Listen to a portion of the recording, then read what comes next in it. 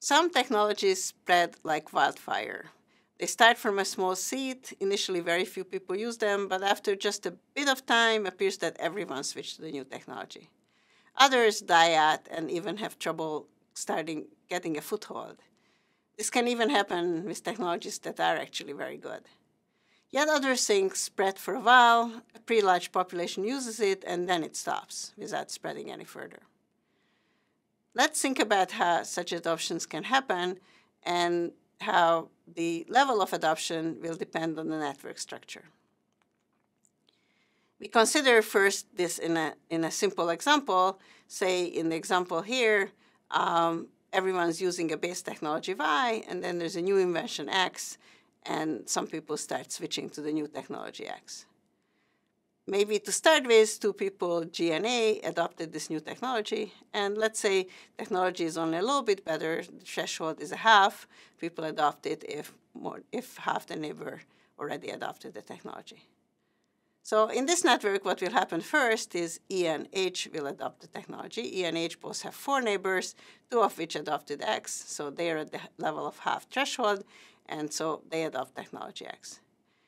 At this point, F can adopt the new technology. F has 3 neighbors, 2 of which already adopted the technology, so F reached the level of half, and so F adopts. And after F, B, who has 5 neighbors, 3 of which have not used technology X, can also adopt this new technology. And so B adopts the technology. But at this point, the adoption stops. There are no more nodes that have half their neighbors adopted technology X, so this is it. Technology will not spread any further. This can happen, this sort of medium level of adoption can happen in real life in many real examples. It could be that some industry is adopting a new kind of technology and other industries do not. It can happen that certain countries like one technology and other countries do not. Or maybe more commonly, some continents, something becomes very popular in the US but not popular in Europe, or the other way around. Or some technology becomes popular with a generation, maybe younger people use it, but older people do not. So what we want to understand how this adoption pattern can be reflected in the network structure and the level of adoption thresholds. So let's think about our example here. One way to think of what prevented further adoption is that the remaining network consisted of 2 tight-knit clusters. So let's consider one of these clusters.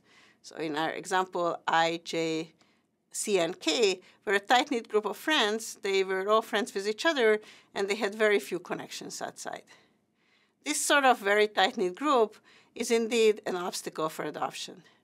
None of them had enough friends outside to convince them to start adopting the new technology. So let's formalize this in a general network. So let's say that the set S of nodes is an R-dense cluster. R is a parameter. If every node in S has more than R fraction of its friends inside S.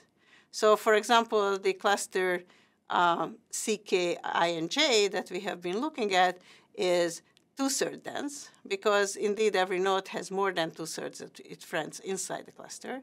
This is obvious for I and J, who simply don't have friends outside. And for C and K, they have 1 of 4 friends outside and 3 of 4 inside, so that's indeed more than 2/3 inside. So this is a 2/3 dense cluster. And what we were claiming that such dense clusters are obstacles for adoptions. If no one inside the dense cluster already adopted technology X, then the technology has trouble penetrating this cluster. To be more formal, we claim that if a dense cluster is 1 minus Q dense, where Q was our adoption threshold, then if a technology is not yet inside this cluster, it cannot penetrate the cluster. To see why this might be true, let's consider a bunch of adoptions. So here's a large network with all kinds of nodes that adopted technology X. And here we have this dense cluster S.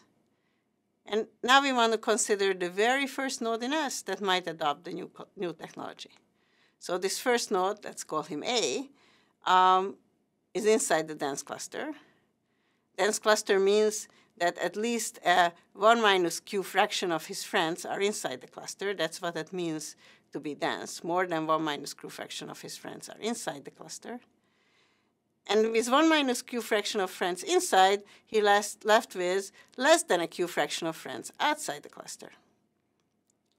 He has less than a q fraction of friends outside, and q was the adoption threshold, so as it means it's not rational for A to adopt X, and indeed A will continue to use the old technology Y. So what we have seen is that indeed dense clusters are obstacles for adoption. If a cluster is 1 minus q dense and the technology is not already in the cluster, then the threshold-based adoption will not penetrate this technology. Of course, the threshold q depends on the quality of this innovation. The better the innovation is, the higher its reward compared to the reward of using the old technology, the lower the threshold is. But one question we should ask, are these clusters really the only reason that the innovation might stop spreading? Can it be that somehow it stops spreading for reasons other than dense clusters? This is what we're going to consider next.